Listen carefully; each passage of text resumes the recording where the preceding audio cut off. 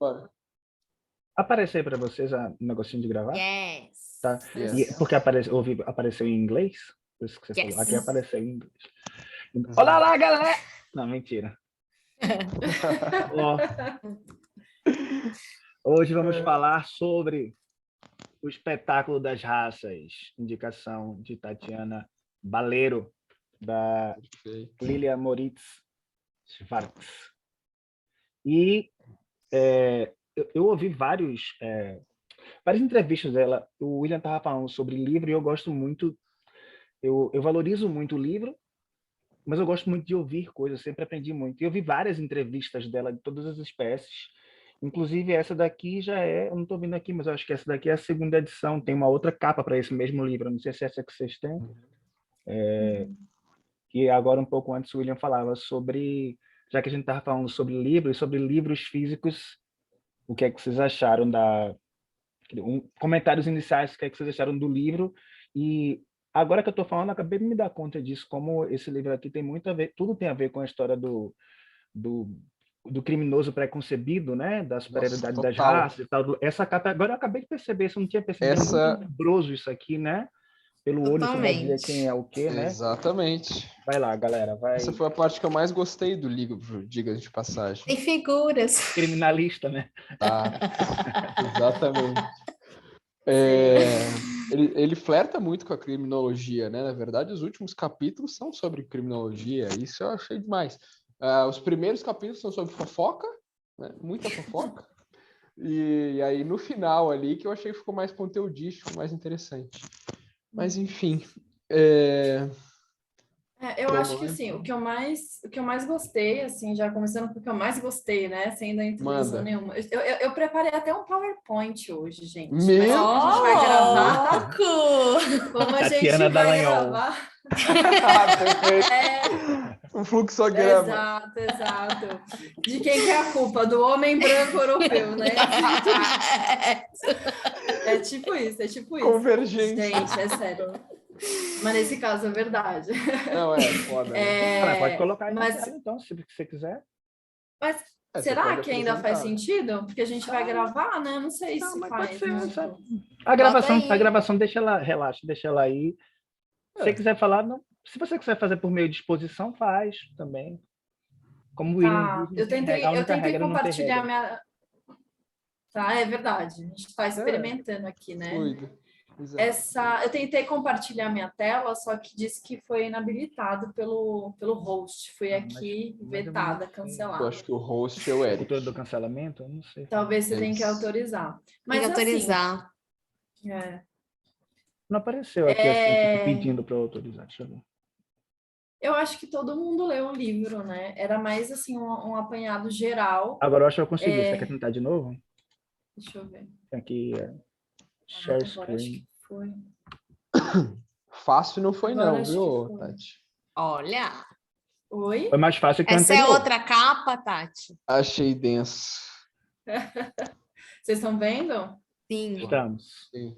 Mas vocês estão vendo no formatinho PowerPoint ou tipo ela preencheu a tela inteira, tá bonito? Não, tá tipo PowerPoint. A gente tá vendo o que você tá vendo, eu acho. Isso. Gente, eu não sei. Eu não sei como faz. Assim, já é muito... Mas tá perfeito, tá bacana. Tá bom, eu vou deixar, então... Pode ser. Eu vou deixar assim. Mas o que eu... Assim, minhas considerações iniciais sobre esse livro, que é um livro que eu queria ler há muito tempo. E aí, como o William conversou, né, agora há pouco, nossas trocas, assim, sobre esses livros não jurídicos que a gente estava lendo. Esse estava na fila. E como a gente resolveu criar esses encontros, me veio esse assim para discutir, porque eu acho que é um livro que tem que ser lido em grupo, né? É um livro que a troca ela é muito rica, ela pode ser assim para outros lugares que a gente nem imagina. Então, o primeiro livro que me veio foi esse. E de fato cheguei à mesma conclusão, né? De que eu quero muito ouvir o que vocês têm a dizer sobre ele. Mas a primeira coisa que me vem, assim, sobre o que eu achei do livro a gente ouve muito falar hoje em dia do racismo estrutural, né?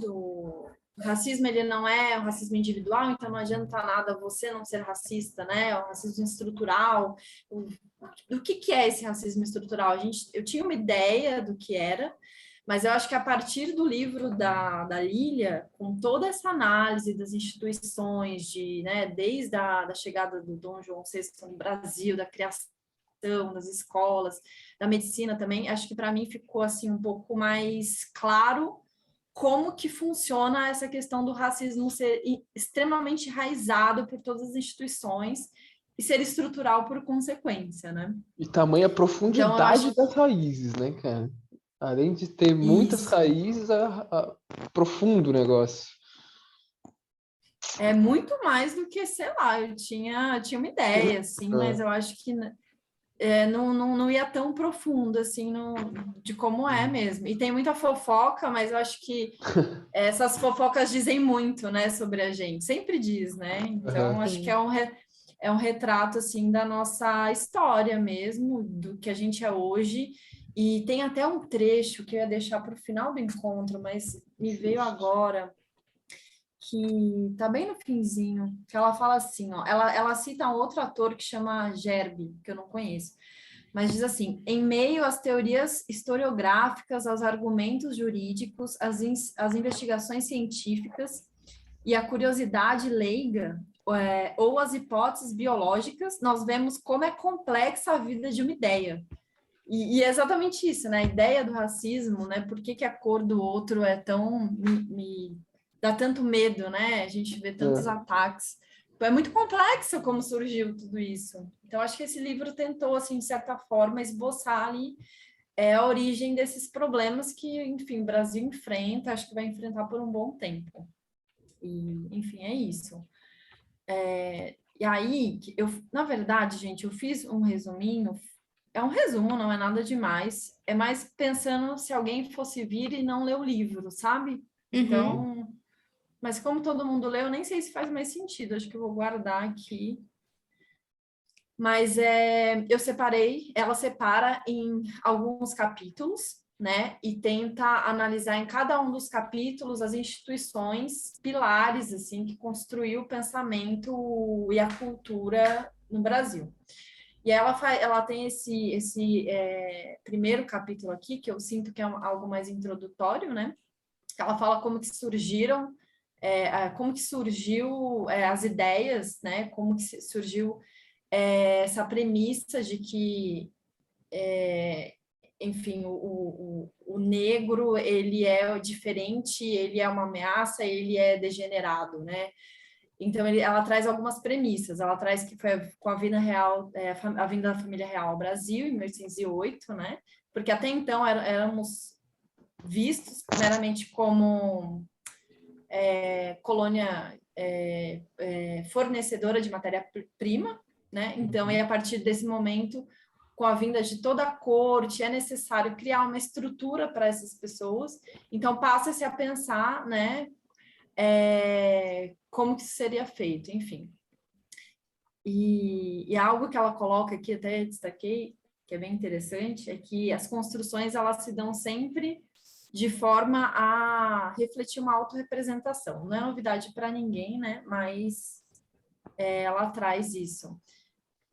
Eu coloquei no finalzinho dessa síntese um vídeo dela, que talvez o Eric até tenha visto já, porque ele disse que viu alguns vídeos, em que ela fala sobre como essas teorias chegaram no Brasil, e ela vai fazer uma análise desse quadro. Então, eu acho que eu nem vou entrar muito profundamente nele, mas é um quadro que ela traz no livro, no primeiro capítulo, que é um quadro que, na época, Batista Lacerda, que era o diretor do Museu Nacional, ele levou para o Congresso Internacional das Raças, em Londres, para meio que ilustrar uma teoria que estava em voga aqui no Brasil, que é a teoria do branqueamento, né? Havia um medo muito grande de que os negros eles se mantivessem, então a elite meio que estruturou toda uma teoria com base, enfim, científico, né? Pretensamente científico, do branqueamento. E aí ele leva esse quadro, que a Lília vai explicar no link, são 5 minutinhos o vídeo, gente, é bem curto, juro. mas e mostra exatamente essa teoria em que temos aqui a idosa, né, que seria a avó escravizada, olhando e agradecendo aos céus, porque se você olha as gerações, tem aqui a filha, né, que se relacionou com provavelmente o senhor de engenho, branco. Eles tiveram um filho que é totalmente branco, então você vê um degradê, né? Ela é muito negra, acho que a filha dela um pouco mestiça, né?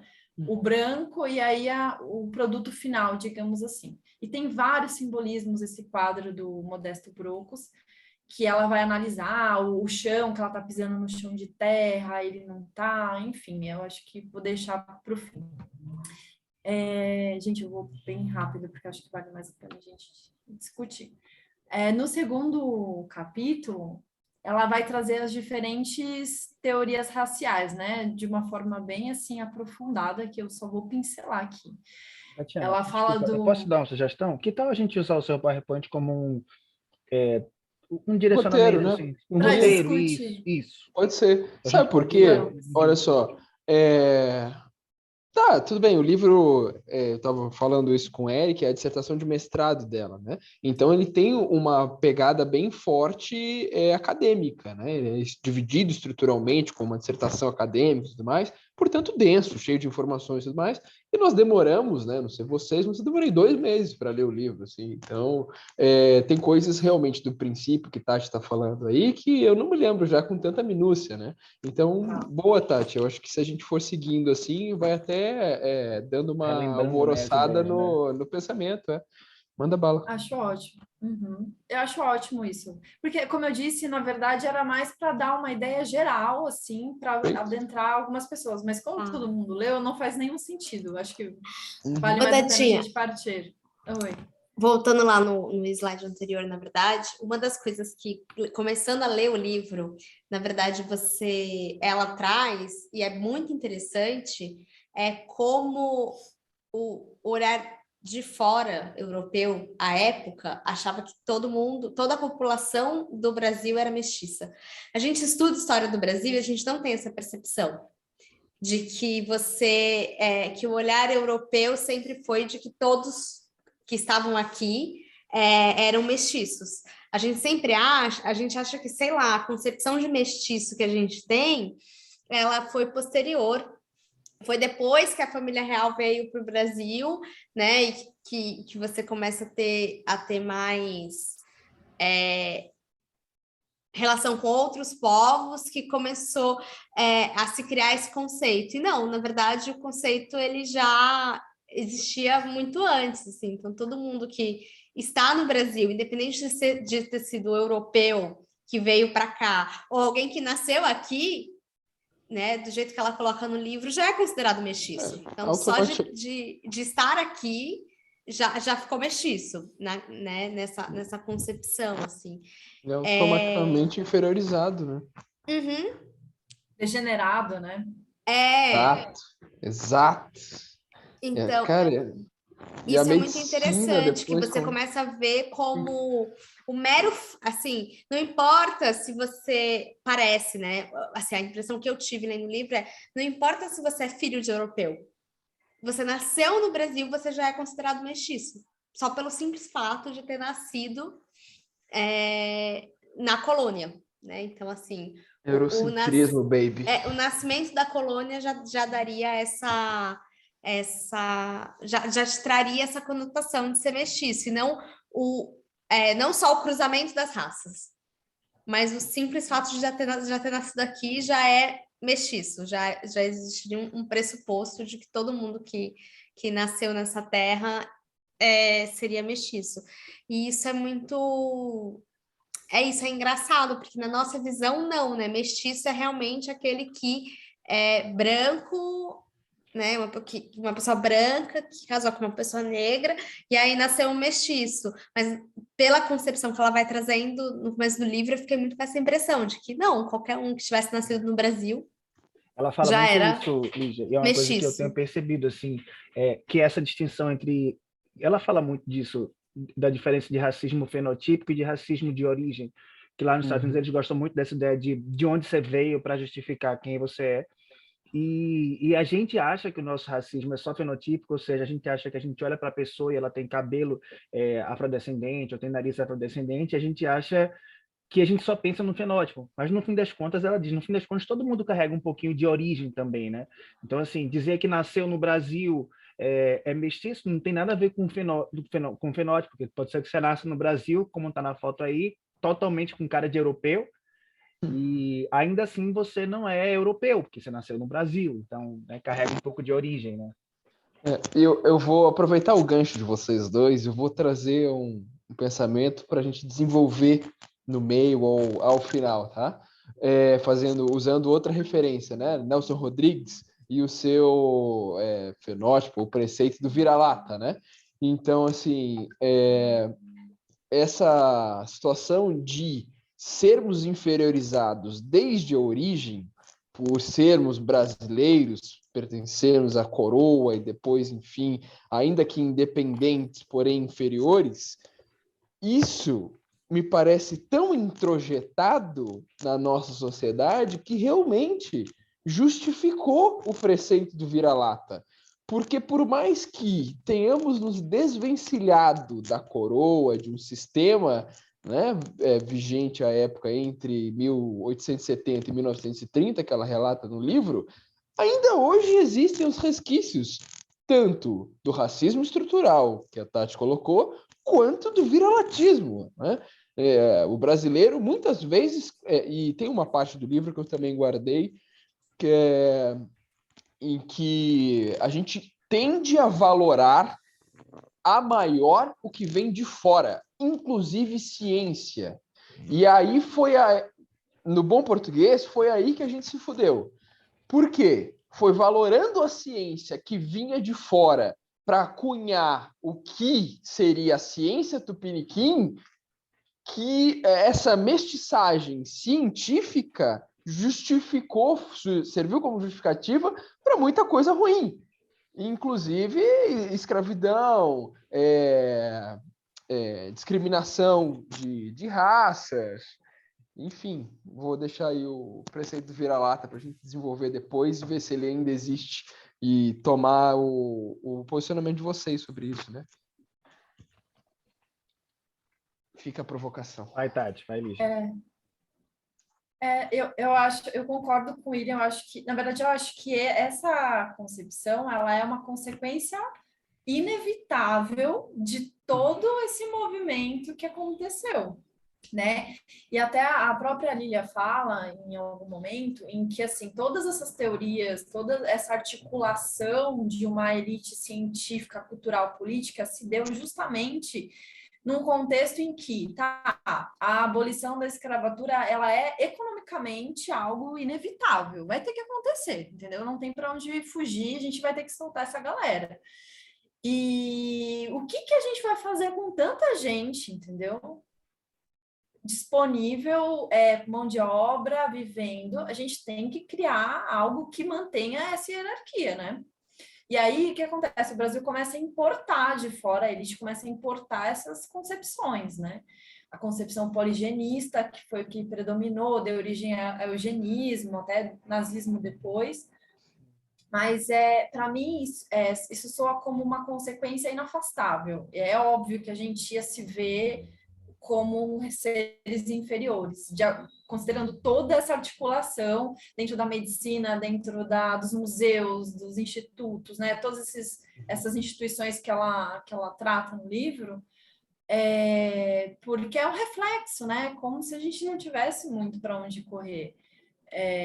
Então, assim, só esse adendo dentro do que você falou, concordo, e acho que, inclusive, a síndrome do vira-lata, a gente precisa muito conversar sobre isso, desconstruir, mas na época foi inevitável, assim, entendeu? Não, exato. A provocação que eu deixo é justamente essa. O livro, 1870, 1930. 2022, síndrome do vira-lata, sim ou não? William, eu vou pegar uma citação vou pegar um dos outros estudos da Lilia Sparks, foi o estudo da vida e obra de Lima Barreto, não é isso? Uhum. E a Tati falou isso, a gente precisa falar sobre viralatismo, E aí você vê o quanto o Lima Barreto, nós que lembramos da época, do que na época se chamava vestibular, né? Aham. Eu tô vendo aqui que apareceu aí para vocês que vai acabar a... Aham, apareceu um timeout aqui em cima. Sério? eu achei que o Zoom Pra não mim, tinha não. esse final. Para mim também não. Apareceu que vai terminar em 10 minutos a reunião. Ou seja, foi pior do que o, foi pior do que o Google Caramba! Meet, né? O Google Meet pelo menos dava 1 hora pra gente. O Ixi, que vocês acham? Depois, vamos seguir. Depois eu gero outro link e a gente continua. O que tá. vocês acham? Uhum, E aí, pode daí, Pode na, ser. ser. na próxima, eu Manda no pesquiso melhor. grupo. Quando acabar, qualquer coisa para Beleza. publicar, eu faço uma edição. E o Lima Barreto, você vê o quanto ele era, talvez por isso que ela tenha gostado de estudar Lima Barreto, que era negro, né? O livro dele era O Triste Fim de Policarpo Quaresma, que era uma supervalorização da terra, e era um livro altamente revolucionário, porque ninguém estava pensando nisso. Né? Ninguém estava pensando em autovalorizar o que a gente tem, em dizer, ó, beleza, a gente pode ser negro, a gente pode ser mestiço e tal, e a gente não está nem aí para o seu eurocentrismo. Sabe? Eu sei que o que eu estou fazendo aqui é legal e não me interessa o que você está fazendo aí. Então, esse viralatismo é uma coisa que sempre acompanhou os brasileiros, e aí juntando com essa questão do racismo, se somos brasileiros por sermos mestiços, como a Lígia falou, assim, o que faz de nós brasileiros, se não a miscigenação? E sendo todos nós mestiços, somos todos nós, entre aspas aqui, né, inferiores. Né? Somos inferiores porque somos mestiços. Então a gente carrega esse Fica a viralatismo pelo fato de a gente ser descendente de negro, né? Então, fica outra provocação, porque assim, a minha concepção hoje, tá, 2022, com base agora em histórico mais desenvolvido, né, para além de 1930 narrado nesse livro, né, com fontes bibliográficas de outros lugares, e com base em ciência também de outras referências, eu diria que a mestiçagem, enquanto gênero biológico, por assim dizer, ela é mais qualitativa do que degenerativa do ser, entendeu? Porque a maior diversidade genética gera maiores possibilidades e, portanto, variabilidade evolutiva. Eu não acho que o mesticismo seja algo negativo, muito pelo contrário. Porque se você tentar pela via da eugenia, que só uma corrente, uma raça é boa, positiva e coisa e tal, a variabilidade de alelos sendo menor sempre será mais prejudicial do ponto de vista de sobrevivência e evolução. Então, assim, eu não acho que é uma concepção individual e tudo mais, mas também baseada já em ciência evolucionista tal.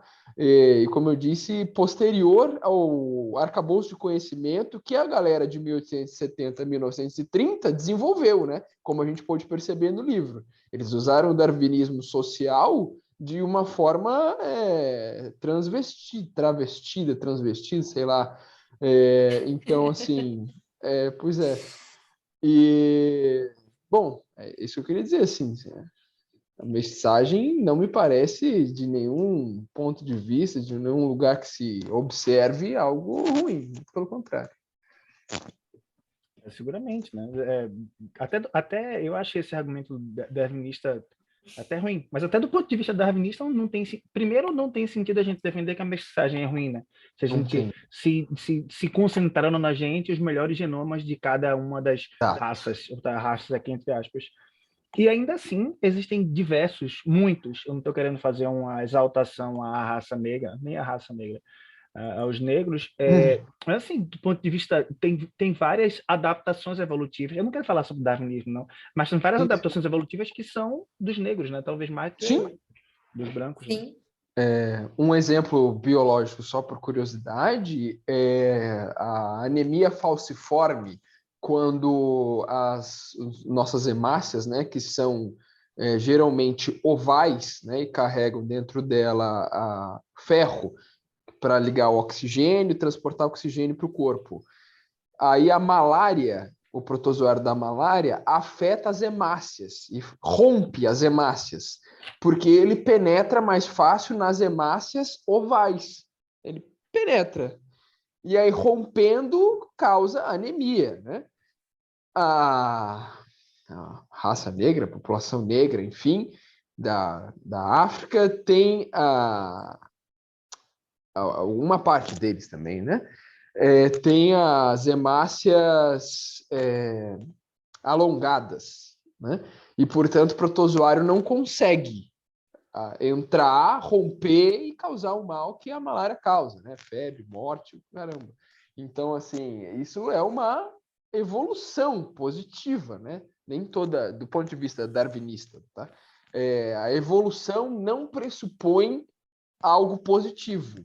A evolução pressupõe a mudança genética e não a evolução no conceito usual que a gente costuma ver, dizer, não, evoluiu, melhorou. Não, evolução é variabilidade e não melhoria. Melhoria é melhoria, entendeu?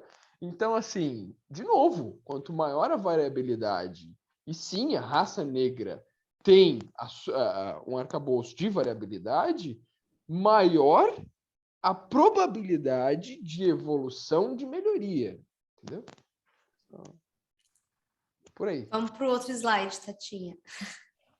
Mas eu quero antes, a gente não vai sair nem do primeiro capítulo, possivelmente, mas eu quero antes eu acho também.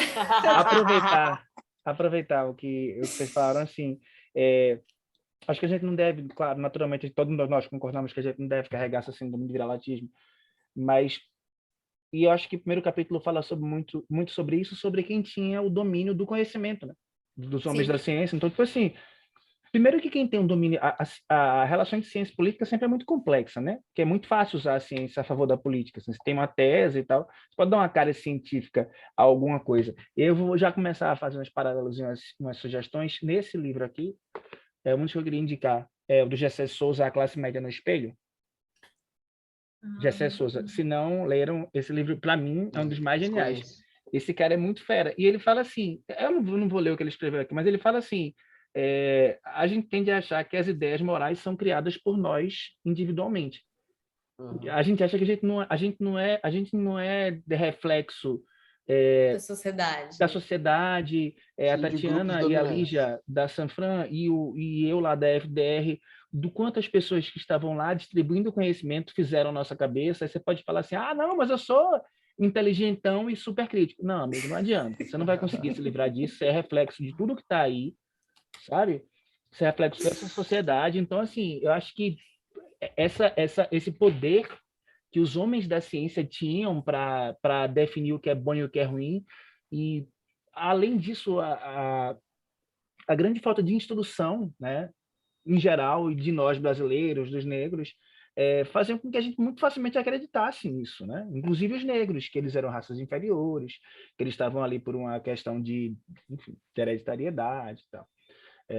Essa questão da importância das ciências, e aí a gente tem aqui duas franciscanas para falar, e para fazer a meia-culpa também, né? Nesse livro ele fala muito isso, ele fala muito mal da USP, ele fala como sempre foi um lugar de divulgação de ideias do mal. Hoje em dia a gente tem muita gente divulgando ideias do bem, mas e a FDR também. Esse primeiro capítulo fala muito sobre isso, né? Sobre essa... O que vocês acham disso? Desse poder da ciência e tal, desse monopólio do conhecimento como poder. Ô, Eric, quando eu terminei de ler o livro, até mandei uma mensagem para a Tati, falei, nossa, Tati, terminei de ler, você já leu? Ela falou, tô lendo. Uma das coisas que me chamou muito atenção foi justamente isso, é uma história contada por uma elite branca masculina, né? E a gente demora muito, né? Nossa geração, às vezes eu demorei muito tempo para me tocar o quanto as histórias que me foram narradas durante a minha vida foram muito narradas de uma perspectiva branca, eurocêntrica, masculina. E aí, você lendo o livro, por isso, tipo, quando, eu falei, minha conclusão é, cara, homem branco tem que acabar, não tem jeito. Nada contra, mas é brincadeira. Aquela coisa, né? Nada contra, mas... Brincadeira. Não, mas assim, é muito isso,